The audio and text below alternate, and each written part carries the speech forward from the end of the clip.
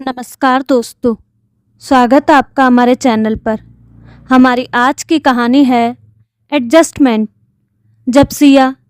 जब ब्याह कर ससुराल आई तो एक दिन राजन ने उससे कहा, सिया मैं तुमसे कुछ कहना चाहता हूँ, या यूँ समझ लो कि कुछ मांगना चाहता हूँ।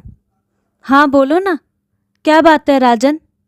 सिया मैं जानता हूँ तुम इतनी ज़्यादा पढ़ी लिखी हो और आजकल हर लड़की अपने पैरों पर खुद खड़ी होना चाहती है। हो सकता है तुम भी यही चाहती हो। राजन तुम कहना क्या चाहते हो? मुझे खुलकर बताओ। सिया, यदि हो सके तो तुम नौकरी मत करना। माँ का पूरा जीवन ही बीत गया सबके लिए करते हुए। मैं चाहता हूँ कि उन्हें भी अपनी बहू के आने के बाद थोड़ा आराम मिले। मैंने देखा है सिया, पहले हमारा संयुक्त परिवार था। चाचा चाची, ताऊ ताई और सबके बच्चे साथ ही रहते थे। जब तक वे साथ रहते थे तब तक ताई और चाची हमेशा काम से जी चुराती और पूरा काम माँ के ऊपर ही आ जाता। काम वाले क्यों नहीं लगाए राजन? काम वाले तो सिर्फ बर्तन और पोछा करने के लिए ही थी ना सिया। लेकिन घर में कितने काम होते हैं तुम तो जानती ही होगी। परिवार यदि संयुक्त है तब तो पूछो ही मत। माँ को हमेशा सबने बहुत ही हल्के में लिया था। सब उनसे अपना काम निकलवा लेते थे। माँ बेचारी कभी भी किसी को मना नहीं कर पाई।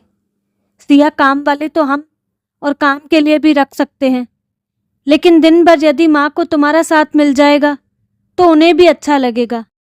सिया, यह कोई ज़बरदस्ती नहीं, यह केवल मेरे मन की बात है जो मैं चाहता हूँ। मगर यदि तुम ऐसा नहीं करना चाहती तो कोई बात नहीं। माँ तो जब तक उनके हाथ पांव चलेंगे सब संभालती ही रहेंगी। सिया ने कहा, यदि ऐसी बात है तो मैं नौकरी के बारे में कभी सोचूंगी भी नहीं। मैं उनका पूरा ख्याल रखूंगी। राजन ने खुश होते हुए कहा, थैंक यू सिया, लेकिन तुम घर से जो चाहो कर सकती हो, जिसमें तुम्हें रुचि हो। सिया ने इसके बाद नौकरी के विषय में कभी सोचा ही नहीं। वह 11वीं तथा 12वीं के बच्चों की ट्यूशन लेने लगी। घर के कामकाज के बाद वह बच्चों को पढ़ाती थी और इसके अच्छे खासे पैसे भी मिल जाते थे। मीना और सिया बड़े प्यार से मिलजुल कर काम करते। इसी बीच मीना के छोटे बेटे आर्यन का विवाह तय हो गया। आर्यन को काफ़ी समय से दीप्ति नाम की लड़की पसंद थी और दोनों शादी करना चाहते थे। जब मीना को पता चला तो उन्होंने रमेश से कहा। रमेश को लव मैरिज से कोई आपत्ति नहीं हुई। रमेश ने कहा, बस लड़की ऐसी हो जो हमारे परिवार में निभ जाए, तुम्हारी तरह सिया का हाल ना हो बस। ठीक है, चलो फिर करो तैयारी। दीप्ति और आर्यन का विवाह हो गया। मीना केवल इतना चाहती थी कि जैसे सिया परिवार में घुल गई है वैसे ही दीप्ति भी घुल जाए, लेकिन वैसा नहीं हुआ। छोटी बहू दीप्ति सिया से एकदम अलग थी। दीप्ति ने पहले दिन से ही अपना रंग दिखाना शुरू कर दिया। वह बहुत कामचोर थी। रोज आराम से सोकर उठती, अपने कमरे से बाहर आती और डाइनिंग टेबल पर बैठ जाती। ऑफिस के लिए राजन और आर्यन के साथ अब दीप्ति का भी टिफिन तैयार होने लगा। रात के भोजन के समय भी दीप्ति मदद करने नहीं आती थी। अपने कमरे में जाकर आराम करने लगती। सभी यही सोचते कि अभी नहीं है, सब सीख जाएगी। यह सब देख मीना के अंदर ज्वाला जल रही थी। वह महसूस कर रही थी कि सिया अकेली ही पिसती जा रही है। मीना घर की शांति भंग नहीं करना चाहती थी, लेकिन वह इस शांति के चक्कर में सिया के साथ भेदभाव नहीं होने दे सकती। मीना ने सोचा वह खुद दीप्ति से बात करेगी। सिया की तरफ जब भी मीना देखती तो उसे उसके रूप में वह स्वयं ही दिखाई देती, कोलू के बैल की तरह जुती हुई। एक दिन मीना ने दीप्ति को आवाज़ लगाते हुए कहा, दीप्ति बेटा, जरा मेरे कमरे में आओ। दीप्ति पहुंची और बोली, हाँ माँ बोलो ना, ऐसी क्या बात है? देखो दीप्ति, हमारे घर में हम सब एक संयुक्त परिवार में रहते हैं और यहाँ पर सभी का कर्तव्य है कि सब मिलकर काम करें।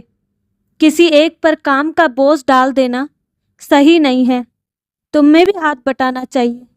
माँ, हाथ तो बटा रही हूँ। मैं ऑफिस जाकर बाहर का काम संभाल लेती हूँ और सिया जीजी घर का। नहीं बेटा, तुम नौकरी अपनी खुशी के लिए कर रही हो। सिया भी तुम्हारे जितनी पढ़ी लिखी है, पर घर की जवाबदारियों के कारण उसने नौकरी नहीं की। तो माँ, एक काम वाली और रख लेते हैं ना, पैसे मैं दे दूंगी। बात पैसे की नहीं है, सबने शुरू से गर्म का अपने हाथों से बना हुआ स्वादिष्ट भोजन ही खाया है। ठीक है माँ, मैं आपकी बातों का ध्यान रखूंगी। गुस्से में तिल मिलाती दीप्ति अपने कमरे में चली गई। आर्यन ने उससे कहा, क्या हुआ दीप्ति, बड़ी गुस्से में लग रही हो? अब तुम्हारे घर में मुझे ताने मिलने लगे हैं, मैं काम नहीं करती। मैं तो काम वाली रख लो ना। हाँ, मैंने भी कहा था माँ से, पर उन्होंने इनकार कर दिया। मैं बात करूँगा माँ से, तुम मूड ठीक करो। हफ्ता यूं ही गुजर गया। दीप्ति ने मीना की बातों पर कोई ध्यान नहीं दिया। आर्यन ने मीना से कहा, माँ, दीप्ति कह रही थी कि माँ काम की वजह से उससे नाराज है। आर्यन में नाराज नहीं थी, प्यार से समझा रही थी कि एक के कंधों पर पूरा काम नहीं होना चाहिए। माँ, तो एक नहीं 2 काम वाली रख लो। आर्यन, तुम चिंता मत करो, मैं सब संभाल लूंगी। तब तुरंत ही सिया उसके पास आई और कहा, अरे छोड़ो ना माँ, दीप्ति अभी छोटी है। बेटा, यही गलती तो मैंने भी की थी, इसीलिए सभी ने मेरा फायदा उठाया। मैं हमेशा पिसती ही रही। वे सब अपने परिवार के साथ घूमने जाते रहे। सब कहते मीना बहुत अच्छी है, घरेलू है। बेटा, मैं नहीं चाहती कि ये सब तुम्हारे साथ भी हो, पर माँ, इस तरह घर में कलह होगी और परिवार टूट जाएगा। लेकिन आज कोई है हमारे साथ सिया, सब चले ही गए ना छोड़कर, मेरी अच्छाइयों को ताक में रखकर। नहीं माँ, हमें थोड़ा और इंतज़ार करना चाहिए। लेकिन मीना ने सिया के लिए अपनी चुप्पी तोड़ दी। अब वह दीप्ति को खुद ही काम करने के लिए कहने लगी। रात को मीना ने दीप्ति को आवाज़ दी, दीप्ति, सिया को रोटी बनाने में मदद कर दो और सब्जी जरा काट दो। दीप्ति नाक मुंह चढ़ा कर ही सही कुछ दिन काम करती रही। फिर एक दिन चिढ़कर बोली, माँ, मुझसे नहीं होगा। आपको कहा था ना माँ, काम वाली रख लो। अब रोज की कलह शुरू हो गई। आर्यन हमेशा दीप्ति की ही तरफदारी करता। एक दिन तो दीप्ति ने अपना गुस्सा सिया के ऊपर ही उतार दिया और कहा, जीजी, मैं सब समझती हूँ, आप ही माँ को भड़काती हो। सिया की आंखों से आंसू बह रहे थे। मीना का तो दिमाग खराब हो गया। उन्होंने कहा, दीप्ति, तुम गलत सोच रही हो। सिया ने मुझे कभी कुछ नहीं कहा, लेकिन मैं जिस चक्की में जीवन भर पिसती आई हूँ, उसी चक्की में सिया को नहीं पिसने दे सकती। तुम्हें यदि ऐसा लगता है कि बिना किसी को मदद किए तुम सही कर रही हो, तो तुम आर्यन को लेकर अलग रहने जा सकती हो। दीप्ति ने तुरंत ही आर्यन को आवाज़ लगाई, आर्यन देखो, हमें तो घर से निकाला जा रहा है। आर्यन ने मीना से कहा, माँ, मैं दीप्ति का अपमान हरगिज सहन नहीं करूँगा। अगले 4-5 दिनों में आर्यन ने रहने के लिए मकान ढूंढ लिया। दीप्ति और आर्यन को जाते समय सिया ने उन्हें रोकने की कोशिश की। उसने कहा, दीप्ति, प्लीज़ मत जाओ, हम मिलकर रहेंगे ना। नहीं जीजी, जहाँ शांति नहीं वहाँ रहने का क्या फ़ायदा। इतना कहकर वह आर्यन के साथ चली गई। मीना टूटते परिवार को देखती रही। रमेश जानते थे कि ये महिलाओं का आपसी मामला है। दीप्ति अलग तो चली गई, लेकिन अब अकेले ही घर की सारी जिम्मेदारी उस पर आ गई। दूध, सब्जी, बाजी, अनाज सब उसे ही ध्यान रखना पड़ता। वहाँ तो यह सब सिया देख लेती। दीप्ति ने कुछ दिन शौक में यह कर लिया, लेकिन अब उसको परेशानी होने लगी। काम वाली बाई ढंग से काम नहीं करती, उस पर भी नज़र रखनी पड़ती। खाना बनाने वाली के हाथ का खाना ना आर्यन को भाता ना दीप्ति को। मीना और सिया के हाथों का बना स्वादिष्ट खाना उसे दोनों समय याद आता। आर्यन को अब अपने परिवार की जुदाई बहुत खल रही थी। दीप्ति भी कहाँ खुश थी। एक दिन आर्यन ने कहा, दीप्ति, यह तो बहुत ही मुश्किल हो रही है, काश तुमने थोड़ा समझ लिया होता। माँ थोड़ी सी मदद के लिए करने का तो बोल रही थी, तुम भी तो थे ना वहाँ। मुझे अकेले को क्यों दोष दे रहे हो। अब उन दोनों के बीच झगड़े शुरू हो गए। इसी बीच दीप्ति प्रेग्नेंट हो गई। उसने अपनी मम्मी को बुला लिया। मम्मी कुछ दिनों के लिए आ गई, लेकिन वह 15 दिन रहकर ही वापस अपने घर चली गई। आर्यन कई बार शाम को मीना के पास आकर रात का खाना खाने लगा। जब उसने मीना को बताया कि दीप्ति प्रेग्नेंट है, तो पूरे घर में खुशी की लहर दौड़ गई। मीना ने कहा, वहाँ उसका ख्याल रखने के लिए कोई नहीं। यदि तुम दोनों चाहो तो यहाँ आकर भी रह सकते हो। आर्यन कोई जवाब न दे पाया। जब वह घर गया तो उसने दीप्ति से पूछा, दीप्ति क्या हम वापस घर चले? ये क्या बोल रहे हो?